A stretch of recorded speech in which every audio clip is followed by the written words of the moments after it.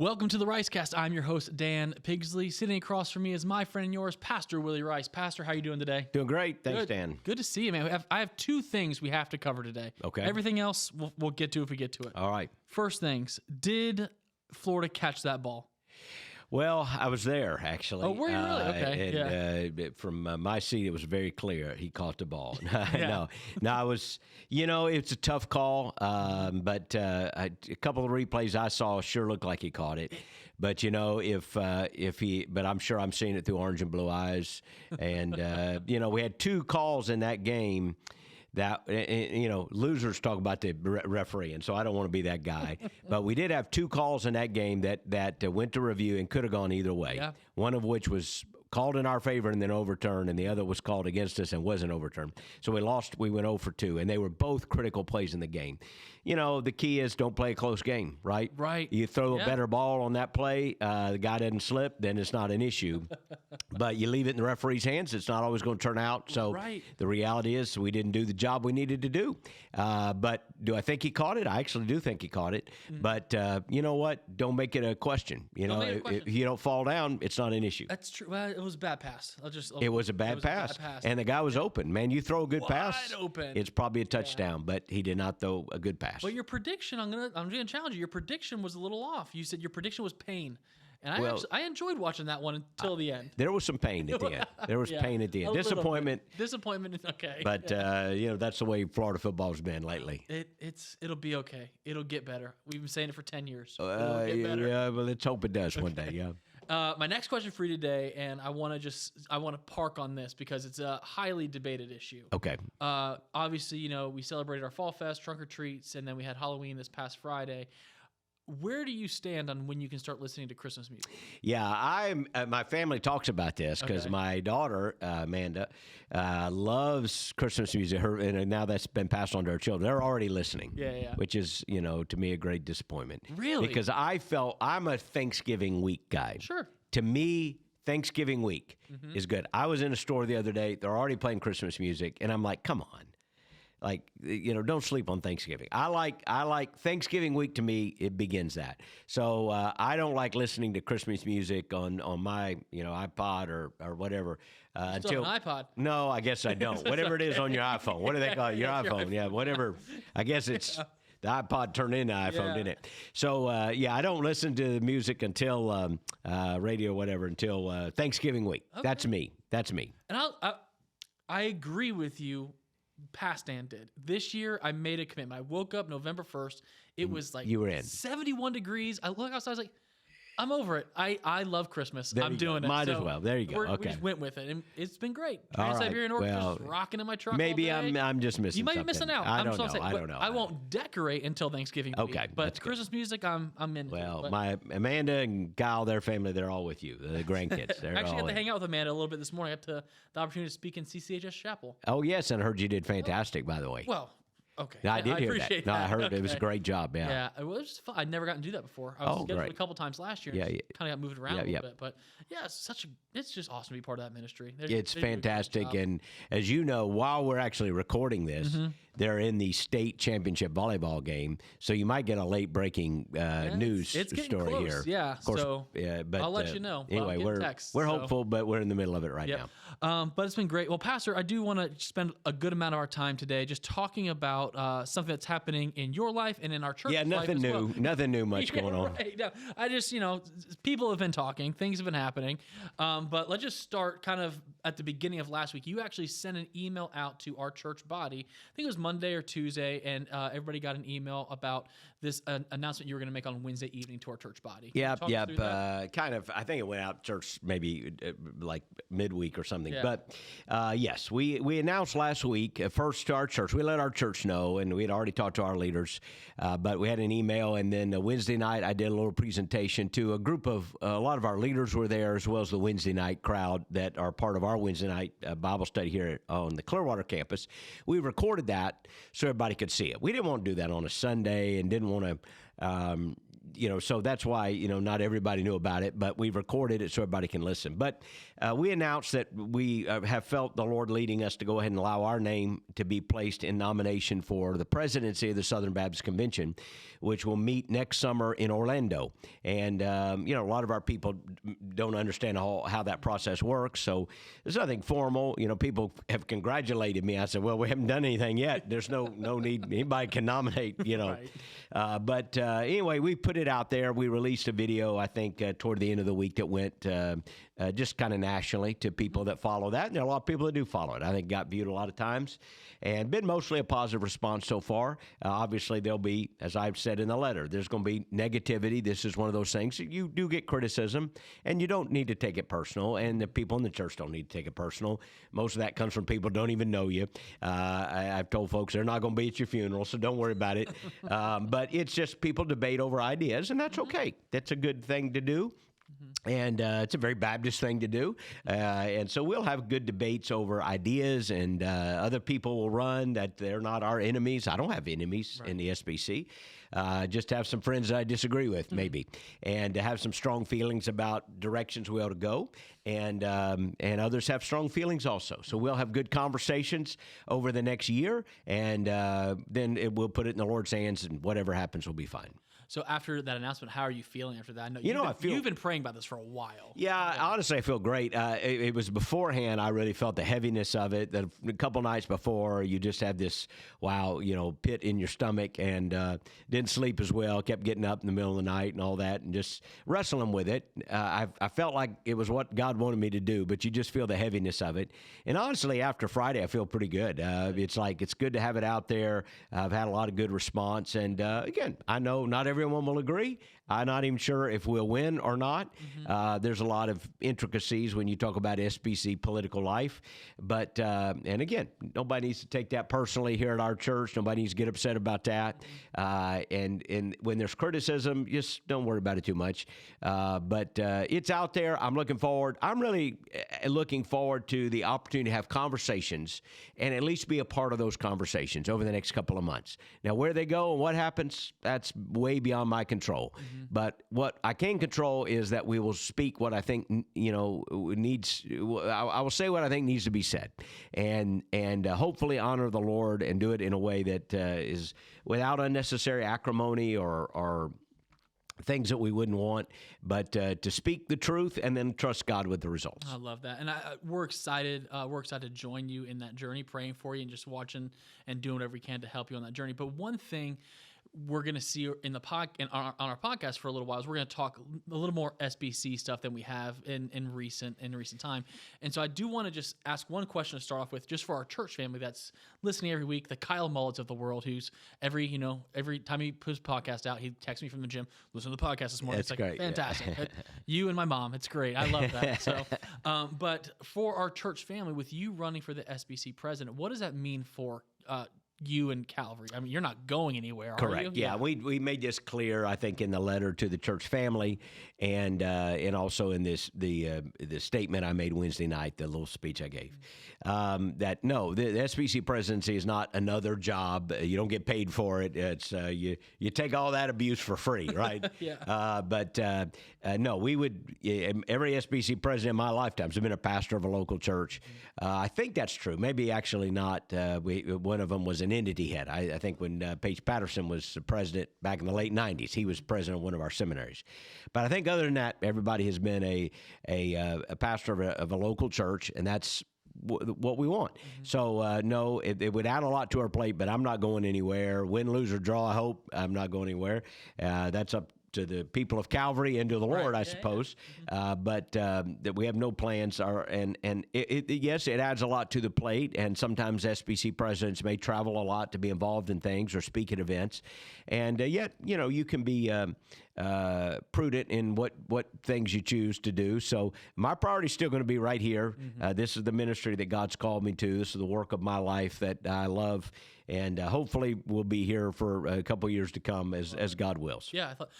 I know like a lot of people they're going to be excited to hear that, because that's been a question I've gotten a few times. Right. Even at Seven, I was like, "Oh, where's he going?" It's like, nowhere. It's Right. going to be okay. Yep.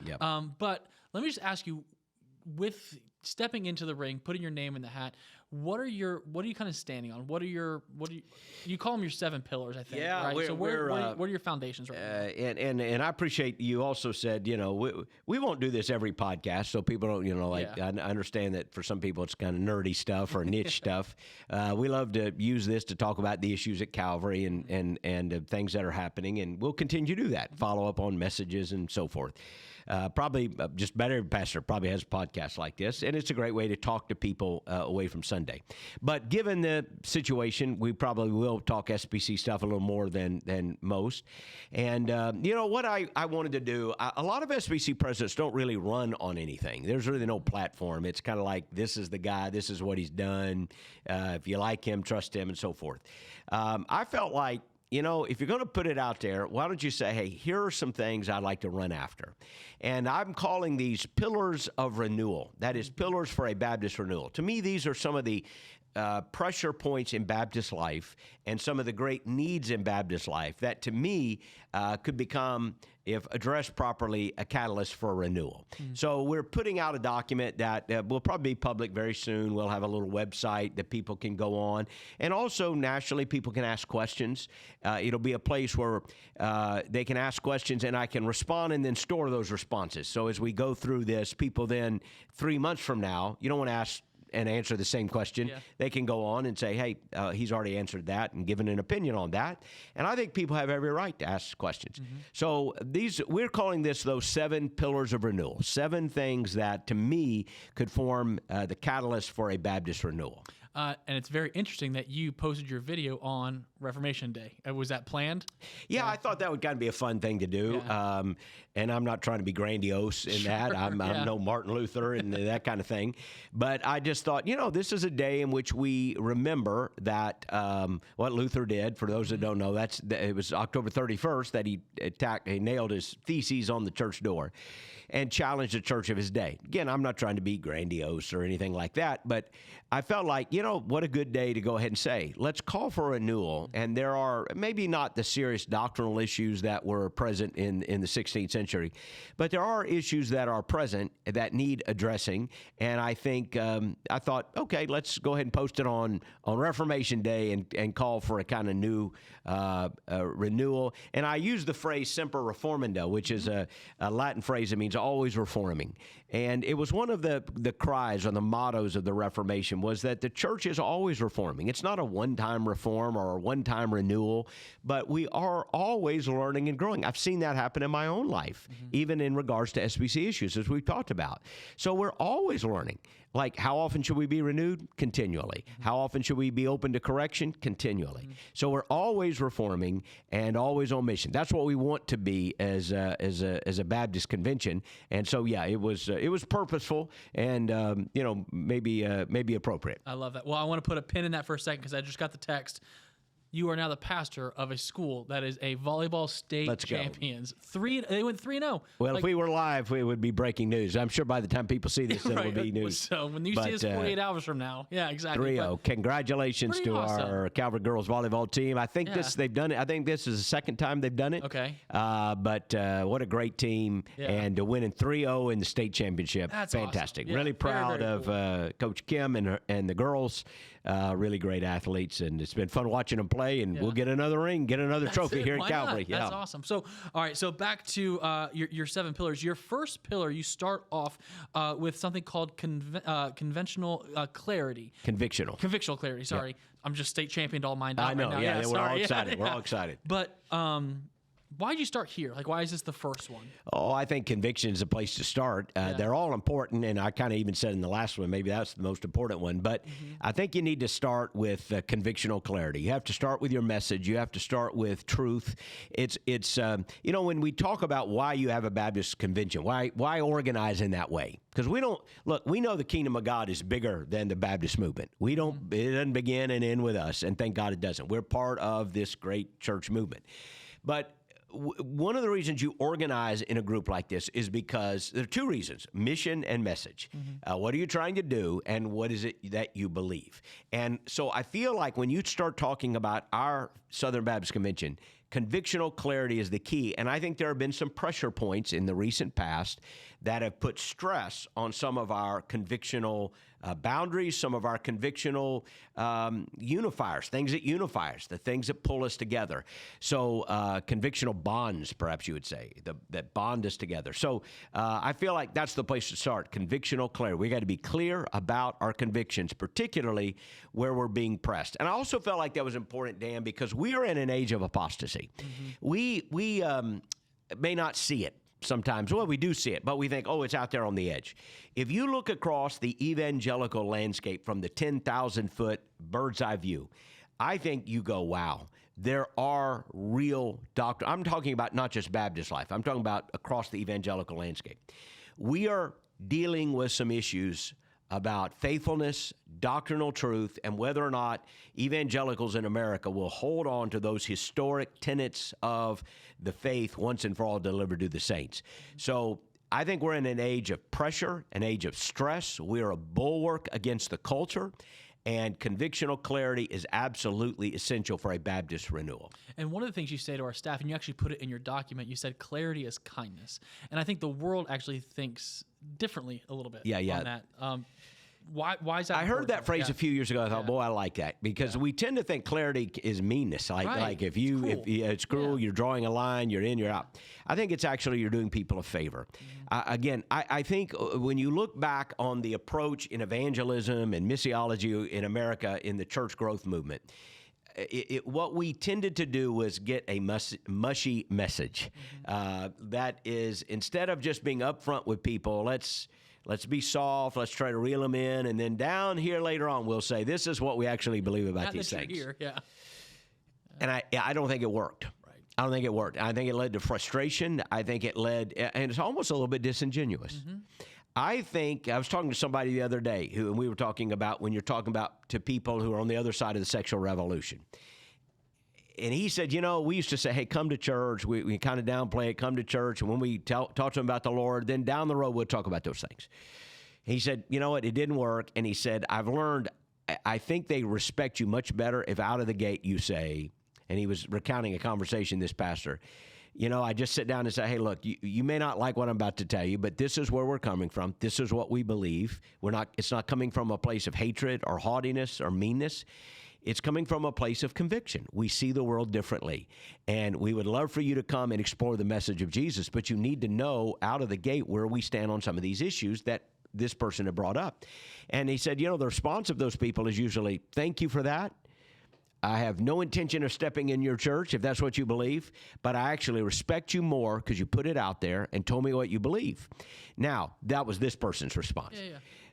I think when the Holy Spirit begins to work, that person may walk away and go, I've got no interest in coming to your church if that's what you believe. But if the Holy Spirit begins to work and there's conviction or there's brokenness, which there will be if they follow that path, there's absolutely going to be brokenness. You know what they're going to remember? Those were the people who told me the truth. Those were the people who looked me in the eye with love. They weren't trying to be mean or haughty, but they were absolutely clear. Clarity is kindness. It lets people know where you stand, and I think it opens the door for God to begin to work. If you aren't clear, you leave them kind of, like just waving in the wind, so to speak. What do they believe? Are they affirming or not affirming of a particular issue? I think you're being kind to people when up front you're clear. And I think we're having some issues with some of our churches on some issues. If we are clear, it actually helps churches know, okay, I actually do want to be a part of this movement. You've given me clarity. I'm all in. Or if you don't want to be a part, isn't it helpful to be clear up front so that churches can go, you know what? Thank you for being clear. We don't agree. And now we can figure out how to chart the appropriate course. This mushy middle, let's not be clear, we're sort of in, we're sort of out, we're sort of this, we're sort of that, it doesn't work. It doesn't work. Well, do you think, just clarity is so important, but sometimes when people are clear, they remove compassion. I think you have to have both. Yeah, no one is saying that clarity is devoid of compassion. Right. Again, truth is always spoken with love, and if you really love someone, you're willing to tell them the truth. Those two things go together. They don't compete with one another. They come together to form a Christ-like gospel proclamation. So clarity doesn't mean meanness. It doesn't mean haughtiness. It doesn't mean arrogance. It doesn't mean condescension. We love all people. We want them to know the gospel of Jesus Christ. So again, we can disagree with someone and love them at the same time.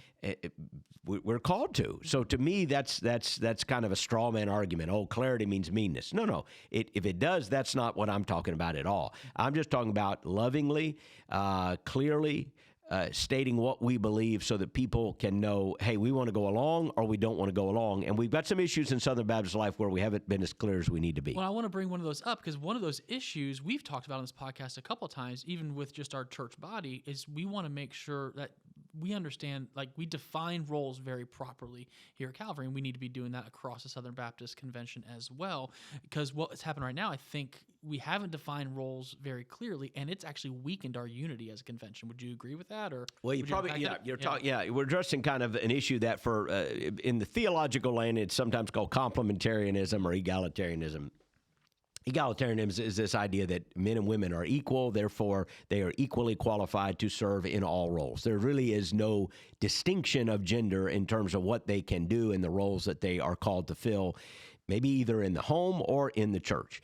Complementarianism is the belief that while we are equally of value to God, we are both created in the image of God, men and women, there's a beautiful distinctive in the gender, and that God has different roles for men and women. And there are roles specifically in the New Testament in the home and in the church. And that when we embrace those roles, we are not trying to limit someone. We're not trying to talk down to them. Again, as we've said, God's design is not a glass ceiling to be broken. It's a beautiful design to be embraced that causes human flourishing, human happiness, and health. So one of the Baptist convictions through the years, we believe, comes out of the New Testament, is that only men are qualified to be pastors, elders, or overseers. Those three words are usually interchangeable in the New Testament. And when we use one in that context, we're using all three: a pastor, elder, overseer of a church. And that has been part of the Baptist faith and message. Why? Because we think that's what the New Testament teaches. Again, I know there are good people who see it differently. There are people who love Jesus and are my brothers and sisters in Christ who believe you can have women pastors, and we're both going to go to heaven together, and we can love the Lord together, and there might even be gospel work in some areas that we work together on various things. But from a denominational standpoint, Baptists have been very clear. This is what we think is the healthy biblical road for the church. And I would say it's not just a matter of preference. I would say that historically, one of the areas of compromise is always on who is able to serve as a pastor. And historically, groups of churches that compromise on that issue will inevitably compromise on other doctrinal issues. It is a historic drift that can be well demonstrated and well charted. So for us, it's not a peripheral issue. It's not an issue about salvation or non-salvation or whether people are brothers or sisters in Christ. That's not what we're talking about. But we are talking about the proper biblical way in which we order the church. And Baptists have said in their Baptist Faith and Message, which is a doctrinal statement of our church also, that only men are called to be pastor, elder, overseers. Only men are uniquely qualified for that role. And we have churches that have struggled with that in the Southern Baptist Convention. Like even today we do. Yeah, it has become an issue, let's say. And a lot of us a few years ago wouldn't have thought it was that big an issue. That's a very rare thing. But it's become a big issue. And the last few years, it's become a constant issue of stress. And how are we going to deal with it? And there's a couple of streams that create this confusion in how the title pastor is being used.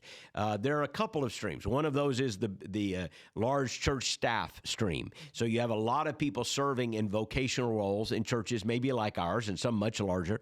And sometimes people began to use the term pastor as a kind of shorthand for everybody serving as staff. That's one area. Other churches began to, say, oh, we're distinguishing between the office and the function of pastor, which is a really, you just wonder if that's a little bit disingenuous. But some people began to say, well, we're talking about pastor as a function, but not as the title, But that is not the way Baptists historically use the word, and that's certainly not the way it was used in our statement of faith.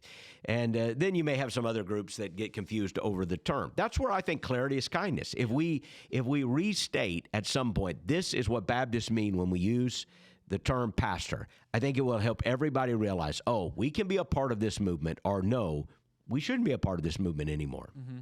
You mentioned and again, we're going to post all this online. I think your website comes up in the next few days where people can look at your pillars. But you do mention under this pillar, you mentioned proposing a task force, and I want to read it. It says the use and understanding of this term and office of pastor. So you want to establish a task force to really dive into that, correct? Well, I think it's a good idea, and here's why. For the last 2 years, we had an initiative trying to put a bylaw in place, a bylaw that would say that churches that had women pastors of any kind would not be in fellowship with the Southern Baptist Convention. This was to address this drift, this confusion, this creeping egalitarianism, which is evident now. It's an actual thing. It's not a made-up crisis. It's what we have seen is it's real. Well, the bylaw got 60%, didn't get 66%. So a majority of Baptists were for it, but not enough to put it in a bylaw. Now, there were people who are not for women pastors, but didn't want to put it in a bylaw. They were afraid it would be enforced in maybe a different kind of way. That they were afraid of how it would be enforced. Maybe that was their motive. And yet when we had churches that came up to the convention, we've had a couple. Saddleback was the most notable. Over 90% of Southern Baptists voted that they would not be in fellowship with the Southern Baptist Convention anymore because of their conviction regarding women pastors. So I think Southern Baptists are overwhelmingly opposed to women pastors, but there's this kind of fuzziness that's gone on. A line has gotten blurred.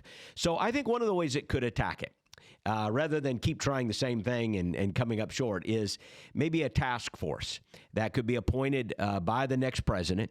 That task force could be charged with taking a look at the use of the term pastor, both from the New Testament standpoint of what the New Testament teaches and how that term is being used among Baptist people. And how it's defined in the Baptist Faith and Message, which, by the way, is quite clear. So this task force could issue a kind of report. We have a number of these that have happened in the recent past. So this is a common technique that people have used when there's a pressure point and they want to move an agenda forward.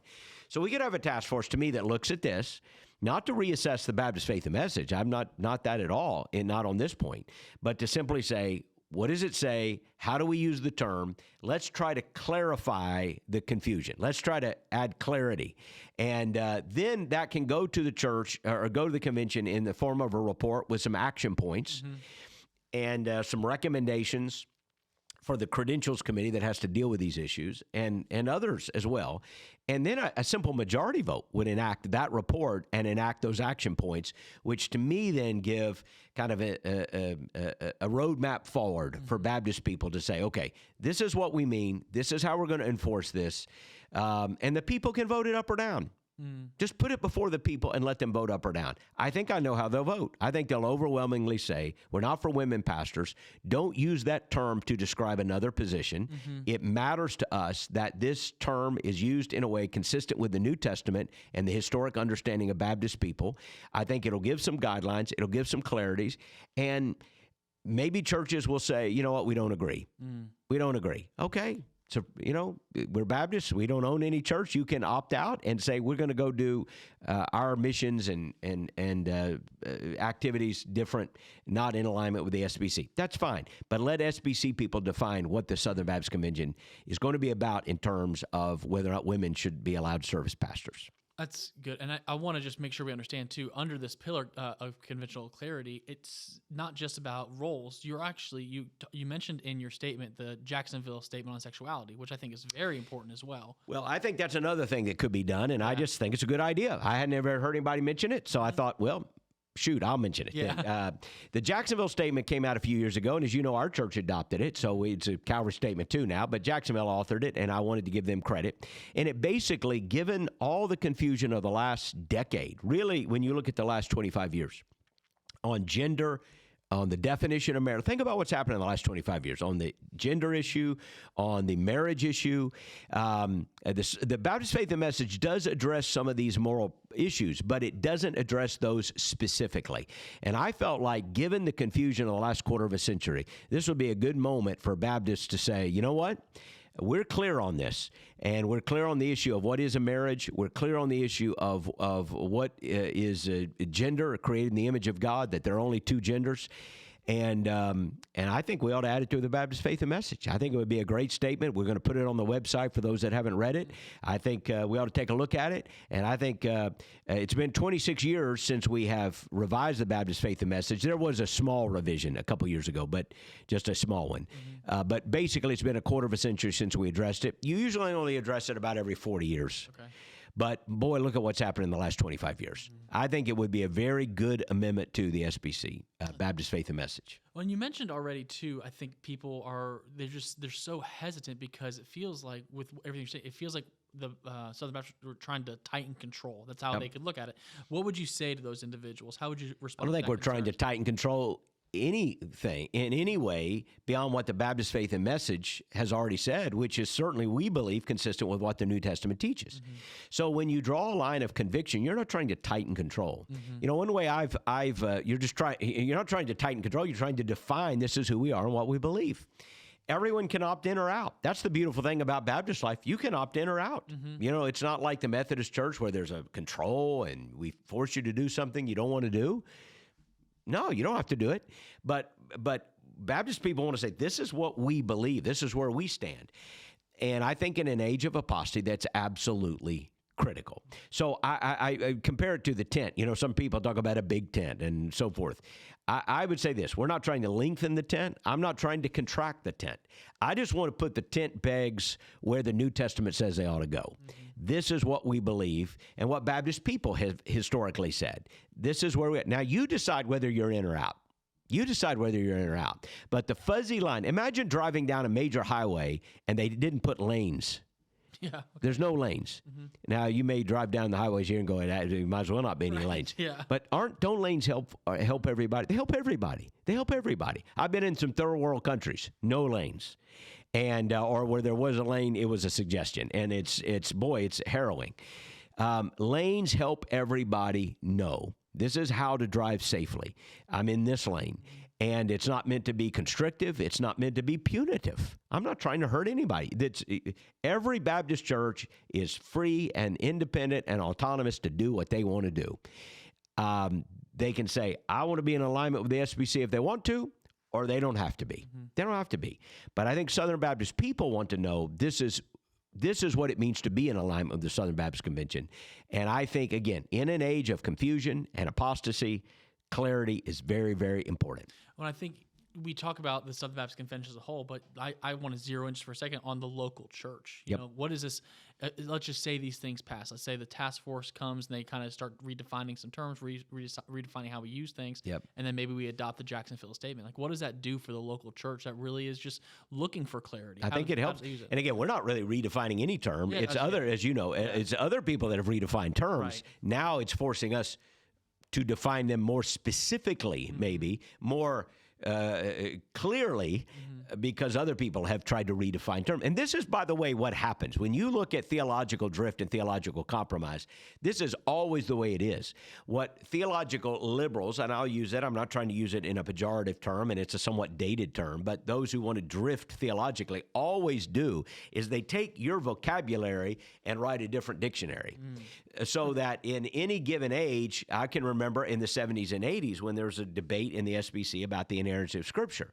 That word, inerrancy, suddenly entered our vocabulary. The reason it entered our vocabulary is because the prior statement, the 63 Baptist Faith and Message, had said, Scripture is truth without any mixture of error. That was a good statement. Well, people who believed the Scripture had error began to redefine that term. They'll go, well, we mean it's not theological error, but it may be historical error, or it may be scientific error, and the terms got squishy, forcing us to say, no, what we mean is this. And that's when inerrancy really entered the Baptist vocabulary. We're trying to define, this is what we mean by scriptural authority. Mm-hmm. This is what we mean by truth without any mixture of error. And we did that because there was a pressure point. There's a pressure point today. Who can lead churches scripturally according to the New Testament? So we just need to clearly define that term. And I got off on that. So you're asking about what for the local church? Like, sorry, yeah, I got off on that. It's all right, yeah. I think it's helpful, don't you? I think local churches. Let's take a church for instance. Let's take a hypothetical case. Mm-hmm. Let's say there's a church that has been throwing around the term pastor loosely. They didn't really mean to. They didn't think about it. You could say they should have, but let's just say they didn't. They're busy. They're trying to win people to the Lord. They're not trying to get in all these arguments.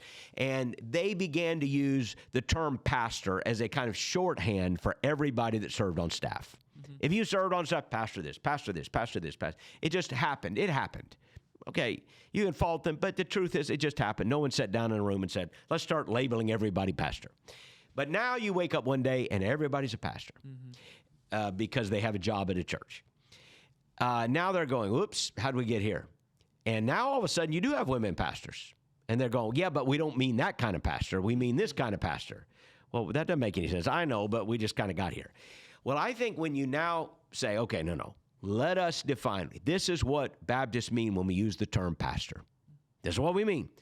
Because this is what the New Testament teaches. This is what the Baptist Faith and Message has articulated. And this is what we mean, and this is what we're going to mean. Mm-hmm. And if you're going to be in cooperation with us, we're asking you to affirm that because we think it's a pretty important principle. Mm-hmm. Now the church, let's say they just got sloppy. They didn't think about it. Let's give them the benefit of the doubt, maybe. Mm-hmm. They didn't think about it. Now they go, okay, this is an important issue. Maybe we need to look at it. Mm-hmm. And they do look at it. And they go, you know what? That's not what we were trying to communicate. We weren't trying to compromise. You know what? Our language got a little bit sloppy. Mm-hmm. Thank you for the correction. You know what? It does matter who is the elder overseer of the church. And we were distinguishing.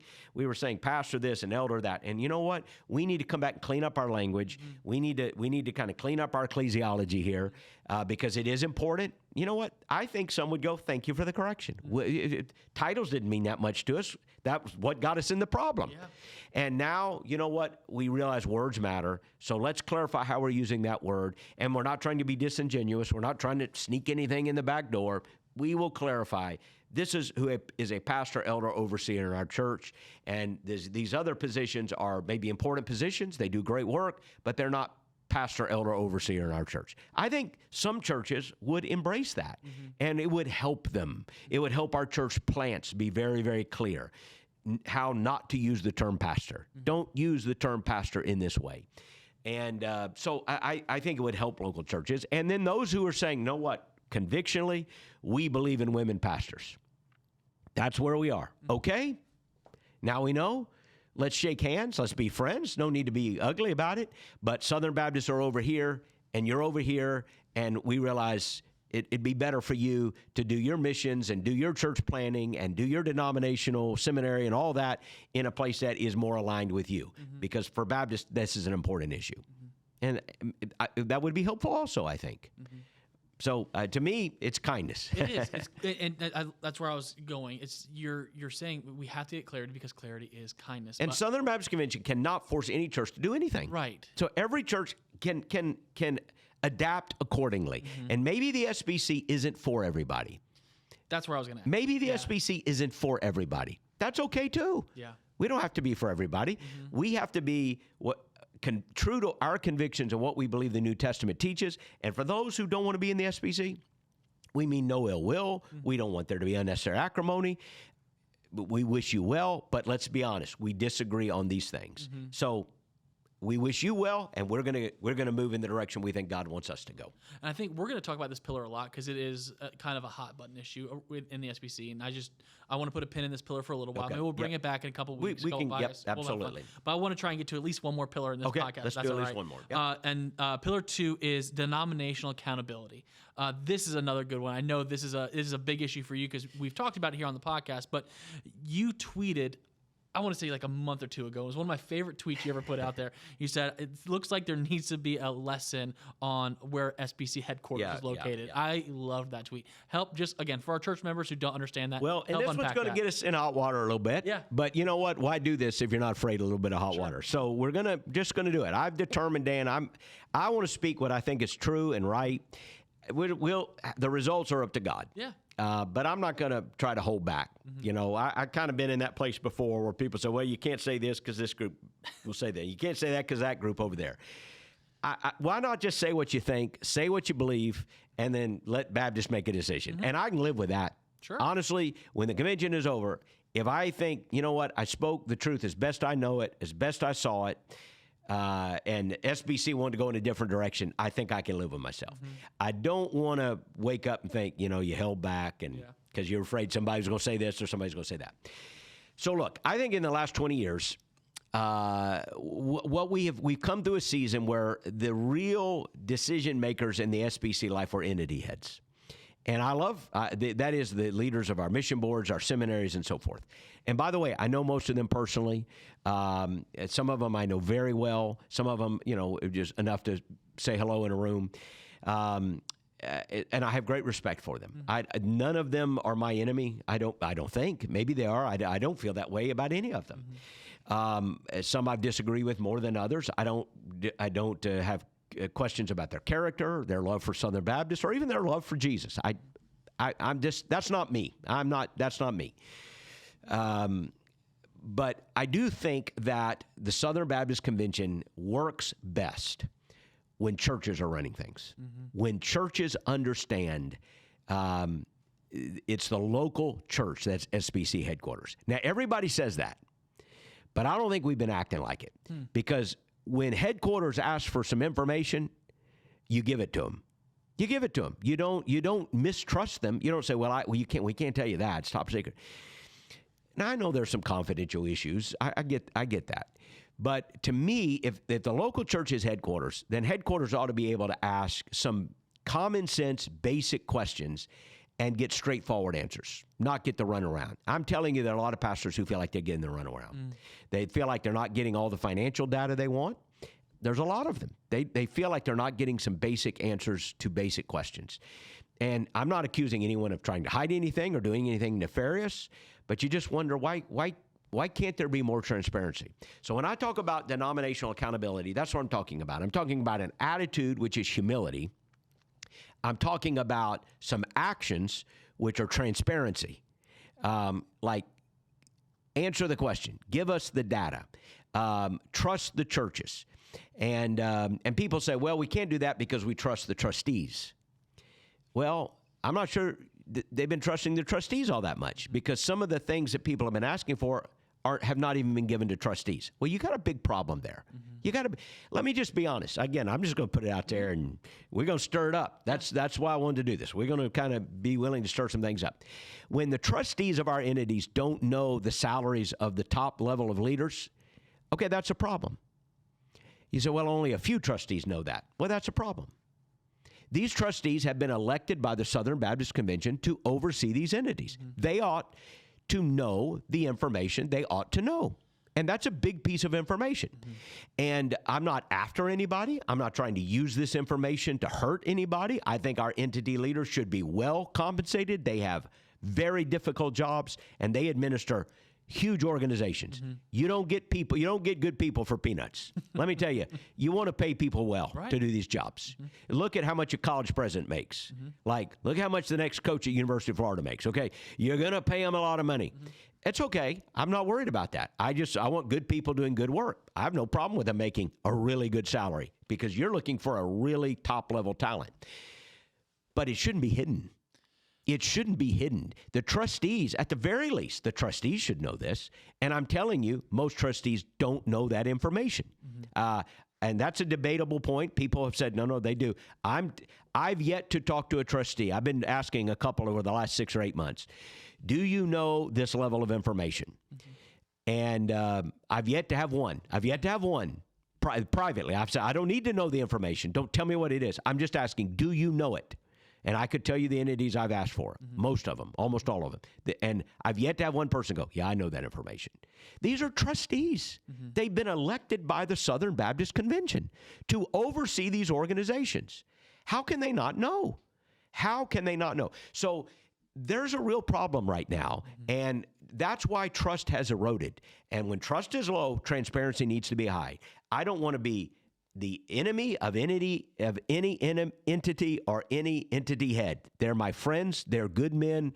I love them all. But I'm going to say, listen, we need a little more accountability. We need a little more humility, and we need a little more responsibility, understanding local churches and pastors and trustees. Let's trust them. Let's give them the information.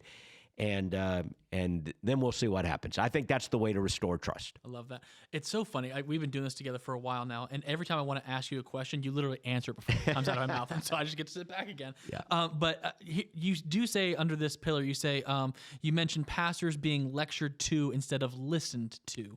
What do you think that reveals about like the relationship between like grassroots and our institutions? Well, recently, the head of the executive committee said, and again, I know Dr. Org. I don't have any ill will toward him at all. I think he's a good man. He stepped into a really hard position, by the way. SBC nuked the executive committee, and then this guy comes out of retirement. He ought to be enjoying life, playing with his grandkids, and he comes out of retirement to try to help us fix what we nuked. That's a long story. So I appreciate him stepping into the role, okay? So I don't want to be overly critical. But he said recently, the problem is all these churches designating their gifts. That means a church wanting to, instead of giving according to the cooperative program, there's something that bothers them. And so they're saying, hey, we want to do our giving a little bit different. We want to go in here and there and so forth. Now, I get that's not the ideal way. That's not how we built the cooperative program. I understand that can be less than ideal. And yet there's a reason every one of those churches are doing that. And he kind of fussed at us at the last executive committee meetings and caused a lot of concern. My phone was blowing up from pastors. He said the problem is expressive individualism. And I couldn't disagree more. With all due respect, I couldn't disagree more. I don't think the problem is expressive individualism. I think right now our problem is a little bit of an arrogant institutionalism.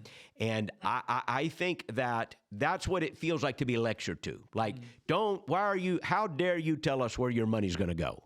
Are you kidding me? I mean, think about how that sounds. How dare you tell us where your money's going to go? It's our money. Like we're the ones giving it. Our churches are giving it, and it's the Lord's money.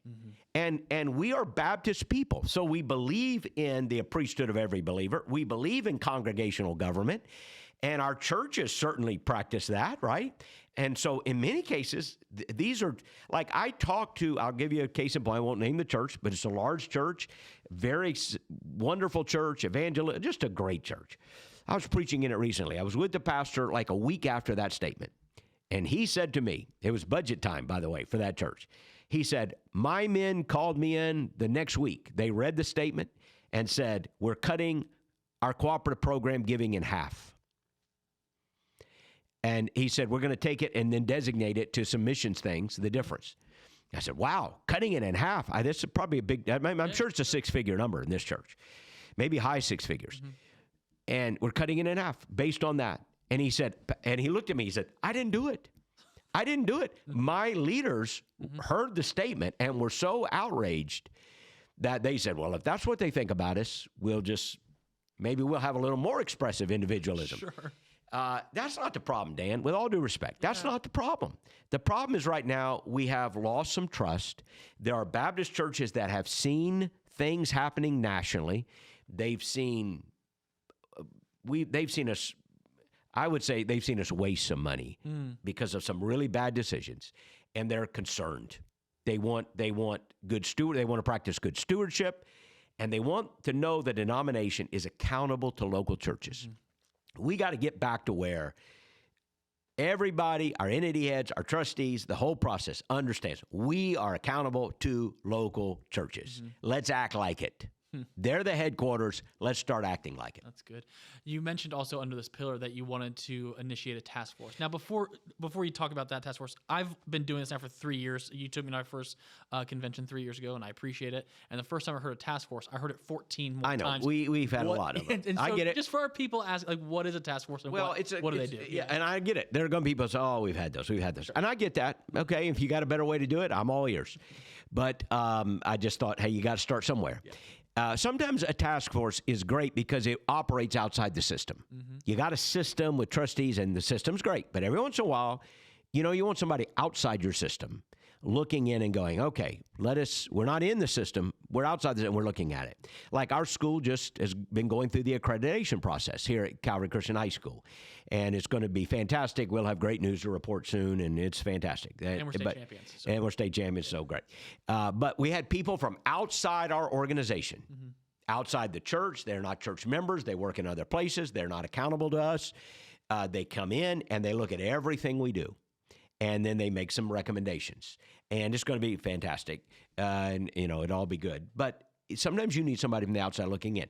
That's why a task force sometimes gets appointed, and we've seen a bunch of them. So this idea isn't my idea. Sure. We've been doing it. A lot of other people have been doing it.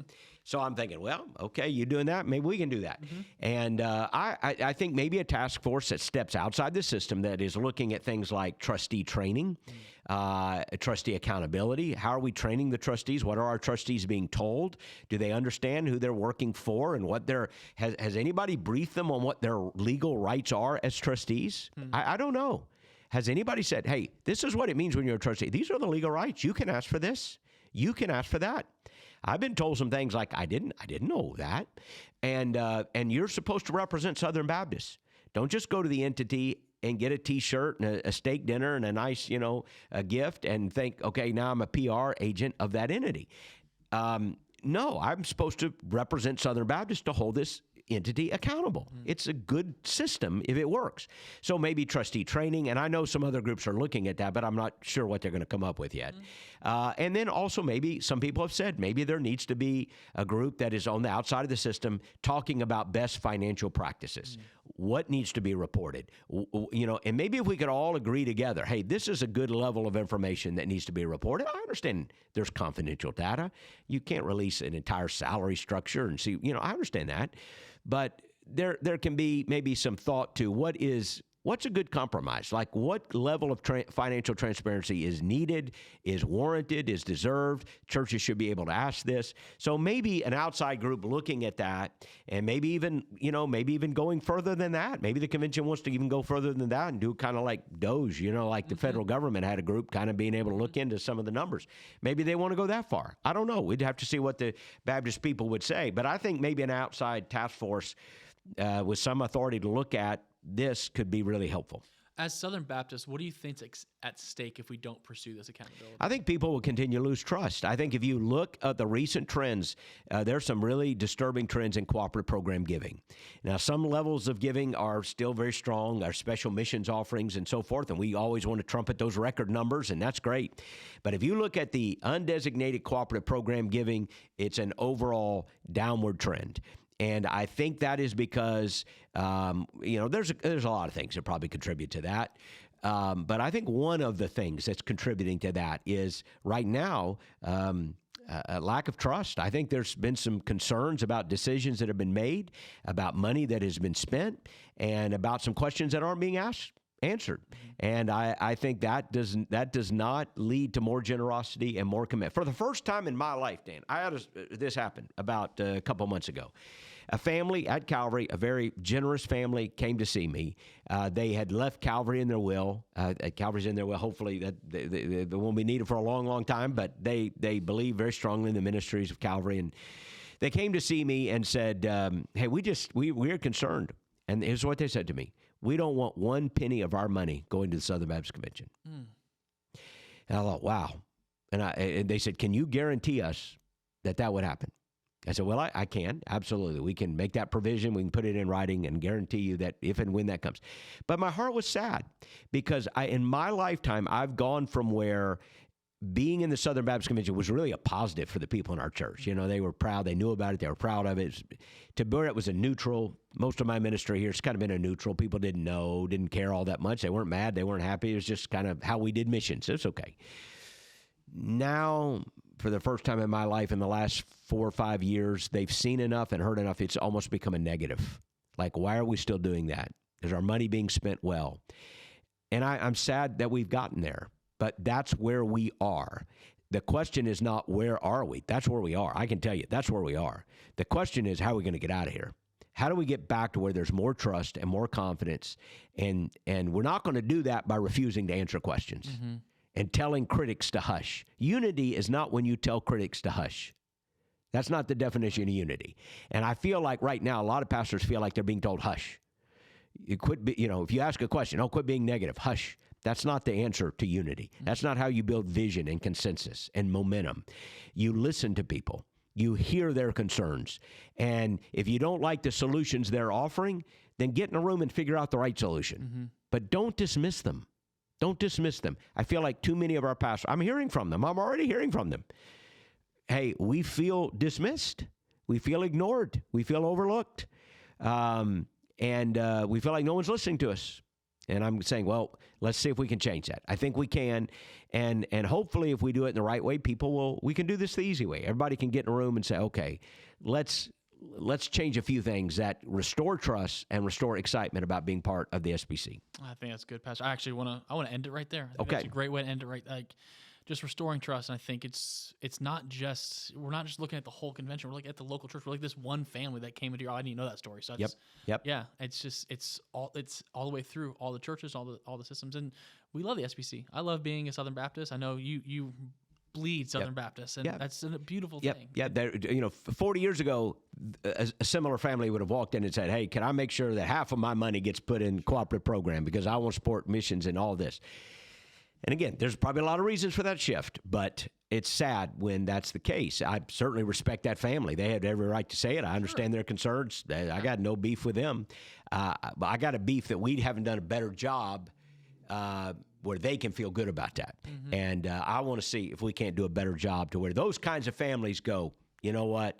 We are all in on SBC missions to reach the world for Christ. I love that. Well, Pastor, I appreciate your time today. We're actually at the Florida Baptist Convention this coming week. Yep. We'll be in Orlando next week. Yep. So we'll look forward to that and come back when we're able to come back. Can't wait. Wearing our championship rings. Maybe I'll get a ring. If you find one laying around, I'll wear one. Yeah. So, I probably won't get one that quick. Right. Well, Pastor, I appreciate you. Thanks for watching the podcast this week. Hope you have a great week. Pastor, we're praying for you. Look forward to continuing to talk about this in the coming weeks. Thank you very much. Day. See you guys later.